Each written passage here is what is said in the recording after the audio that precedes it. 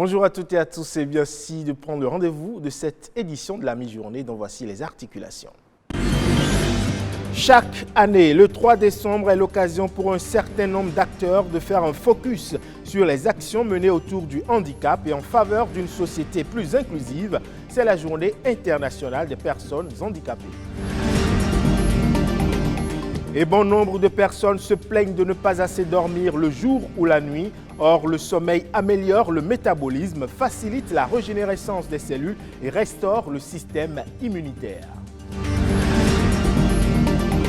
Enfin, au nombre des aliments les plus prisés figure le pain, croustillant, dur, aux céréales, croquant ou tendre. Le pain existe dans une infinité de déclinaisons, découverte de cet incontournable dans l'alimentation.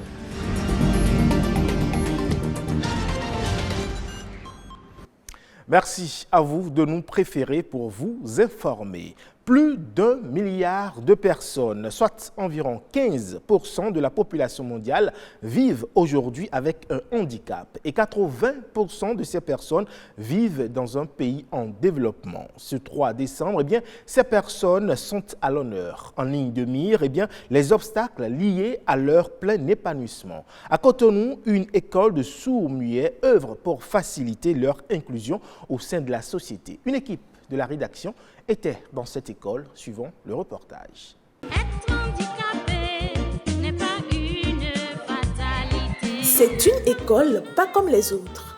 Ici, au centre des sourds-muets d'Agla, on assure un enseignement de qualité aussi bien qu'aux enfants malentendants, qu'aux enfants entendants et qu'aux enfants ayant d'autres types de handicap.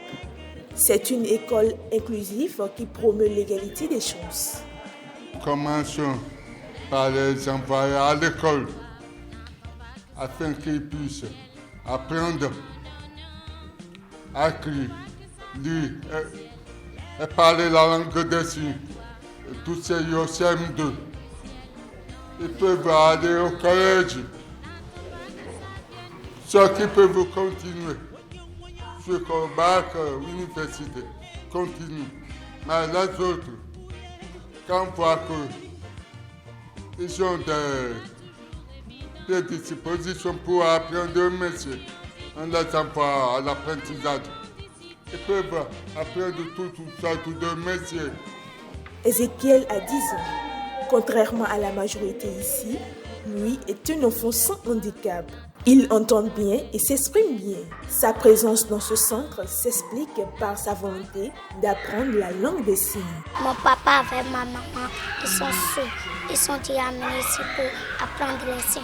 Je connais les signes bien. Je connais bien. Dans ce centre, il existe une section formation-éducation et une section formation professionnelle. Nos moyens nous ont permis seulement de les former en couture, à faire des bijoux. Ailleurs, ils peuvent apprendre toutes sortes de métiers comme la photographie et beaucoup d'autres choses. On s'exprime avec le langage des signes. Comme il y a les objets qui sont là, tu lui dis, par exemple, celle-là, je lui ai dit de prendre un grand, un petit, un grand, un petit. Donc, il s'adapte avec. Pour les personnes vivant avec un handicap, intégrer la société et même le milieu professionnel après leur formation constitue un véritable casse-tête. Il faut déjà que les droits humains qui sont pour tout le monde, malgré les besoins spécifiques de chaque personne, que ces droits humains soient respectés. Mais il y a beaucoup de jeunes qui sont derrière, qui font des efforts qui viennent. Vous voyez? Mais quand on voit que son pied n'est pas, ou bien on l'empêche de faire même l'essai. Ce qui est sûr, si on prend sur 10 personnes handicapées, on va trouver au moins un qui va répondre au poste. S'il est vrai que le handicap n'est pas une fatalité, la prise en compte des besoins des personnes vivant avec un handicap pose aujourd'hui encore problème. Et pourtant, le développement inclusif en faveur du handicap dans la réduction des inégalités est la seule arme pour une société plus égalitaire. Parlons à présent de ce besoin vital qu'est le sommeil. C'est un état récurrent de perte de conscience du monde extérieur. Dormir permettrait de récupérer d'une journée de travail et donc serait bénéfique pour le corps. Mais alors, quel est le temps de sommeil recommandé pour une bonne récupération après des efforts? Eh bien, Herman Degla, expert en neurosciences, nous en parle. Il n'y a rien qui ne demande pas de repos et le sommeil permet à l'homme de se recharger après avoir pulsé dans la journée. Dieu a fait la nuit pour qu'on dorme. Il a mis une reconnaissance voyante qui permet de reconnaître la nuit dans notre cerveau. Je vois les gens qui font 1 heure de sieste, voire 2 heures de sieste, quelquefois 3 heures de sieste. C'est hyper dangereux et très gravissime pour leur santé en ce sens que les dernières études ont démontré que le sommeil de journée, au-delà de 22 minutes, impacte sur le cycle du sommeil de la nuit et donc perturbe la régénération de l'être humain pour pouvoir lui permettre d'être au frais au top pour pouvoir aborder la journée qui va suivre. Et donc, le mieux, c'est de dormir minimum, maximum plutôt, 19 à 22 minutes dans la journée en tant que sieste pour faire des siestes. Mais ce n'est pas nécessairement de dormir, c'est un repos mental, physique et émotionnel. Et maintenant, la nuit, elle est faite pour dormir parce que le sommeil contient des cycles. Chaque cycle a un rôle et une fonction sur l'être humain. Chaque cycle dure aux alentours de 90 minutes. C'est pour ça, le sommeil pour un adulte, c'est minimum 7 heures, maximum c'est 9 heures. Pour un adolescent, 8h30 à 9 heures. Et pour un bébé, c'est 13 heures à 16 heures au maximum. Alors, les conséquences du manque de sommeil sont énormes, énormissimes, parce que c'est à terme, c'est ça qui génère réellement les problèmes de santé. Vous êtes fatigué tout le temps. Et si vous travaillez que vous êtes fatigué, vous avez l'impression de ne pas terminer les tâches qu'on vous donne en termes professionnels. Et du coup, la dépression va prendre son cours. Et bienvenue les problèmes de santé. Et si nous, on se prend des cafés et tout ce qui va nous tenir debout pour ne pas dormir la nuit, nous allons contrebalancer l'horloge biologique et il y aura la division des cellules, ce qui va entraîner plus tard le cancer. Sur un autre registre, on parle à présent de ce incontournable dans l'alimentation, le pain, qu'il soit croustillant, dur, aux céréales, tendre, complet ou tressé, c'est un aliment de base qui revêt une importance majeure presque partout dans le monde. Il existe aujourd'hui 1001 recettes de pain d'hier et d'aujourd'hui aux recettes historiques ou récentes et souvent d'inspiration locale pour une alimentation équilibrée. Plus de détails à travers cet élément. Baguettes aux céréales et aux graines, boules, épis, fougasses. Il existe une grande variété de pains, à la fois moelleuse et croustillante. Son goût est discret et sa croûte est fine. Ce 16 octobre, journée mondiale du pain, la communauté internationale met en lumière celles et ceux qui se lèvent tôt chaque matin pour préparer, pétrir, façonner, cuire et fabriquer in fine les pains que nous consommons au quotidien. Le pain, aliment de base traditionnel de nombreuses cultures dont l'origine est très ancienne. Il est fabriqué à partir de la farine, de l'eau et contient généralement du sel. D'autres ingrédients s'ajoutent selon le type de pain et la manière dont il est préparé culturellement d'un pays à un autre. Si la baguette de base se compose essentiellement d'eau, de farine, de levure et de sel, on pourra ajuster la recette en fonction des différentes formes et du goût qu'on souhaite lui donner.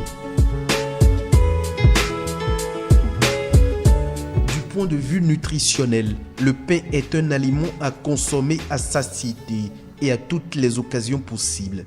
Il est recommandé par les agents de santé car conseillé pour ses apports en glucides complexes, en protéines végétales, en fibres et pour sa faible teneur en matières grasses.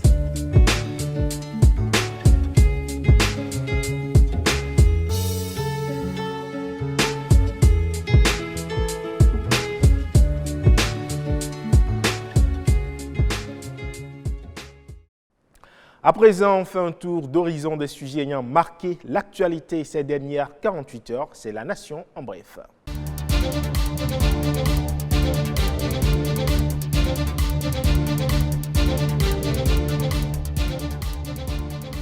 La Chambre de commerce et d'industrie du Bénin a procédé à la remise officielle des certificats aux entreprises ayant validé l'ensemble des processus de conformité conformément aux dispositions réglementaires de la mise sur le marché. C'est à travers la CCI Qualité, un programme destiné à accompagner les entreprises à la démarche qualité, à l'obtention de l'autorisation de mise sur le marché des produits alimentaires. Ce projet vise aussi à l'obtention de l'autorisation de commercialisation des produits cosmétiques et compléments alimentaires, à la certification produit et à la certification aux normes internationales ISO. Cela pour une plus forte compétitivité et pour un meilleur accès au marché. Le projet de revalorisation des salaires des fonctionnaires annoncé en début d'année se précise. En prélude à sa mise en application, le gouvernement rencontre les partenaires sociaux et le patronat mardi 6 décembre prochain afin de recueillir leurs avis sur les conclusions de la commission en charge de la revalorisation.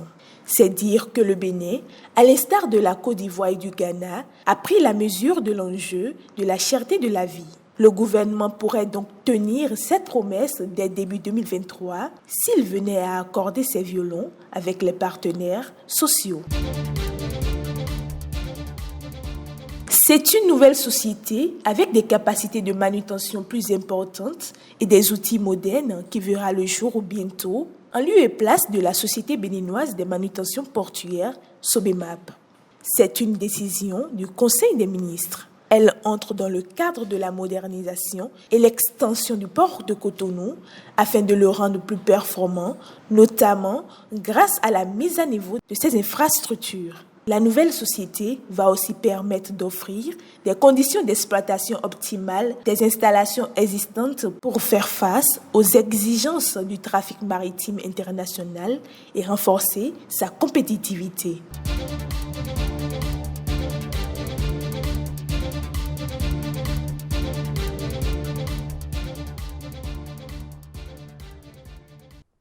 Ce sera tout pour cette édition que vous pouvez retrouver sur le www.ortb.bj. Merci à toutes et à tous pour votre aimable attention. À bientôt.